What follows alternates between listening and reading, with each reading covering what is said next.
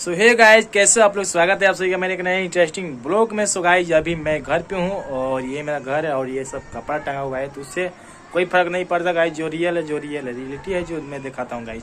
So guys, अभी मैं घर पे हूँ और गाइज यहाँ पे जो अभी गीत गवा रहा है जो ब्रजेश सिंह के, यहाँ पे मेरे घर के बगल में उनका शादी है। तो अभी गाइज उनका एक तिलक में गए थे हम सब, तो वहाँ पे स्टेज शो था। चंदन यादव आए थे और देखिए स्टेज शो पे कितना गर्दा उड़ा दिए ब्रजेश सिंह के तिलक में गाइज। ब्रजेश सिंह के तिलक में गर्दा उड़ा कर रख दिया स्टेज शो पे। तो आप लोग बने कंटिन्यू ब्लॉग में। चलिए ब्लॉग को स्टार्ट करते हैं ऐसे और बने रहेगा, बहुत मजा आएगा। और देखिए स्टेज शो चंदन यादव का बहुत मजा आएगा। ये सब कपड़ा है तो इससे पूरा नहीं है, जो रिलेटिव है गाइज जो मैं दिखाता हूँ। चलिए ब्लॉग को स्टार्ट करते हैं। चलो सब्सक्राइब कर लीजिए। चलिए फटाफट स्टेज शो देखिए।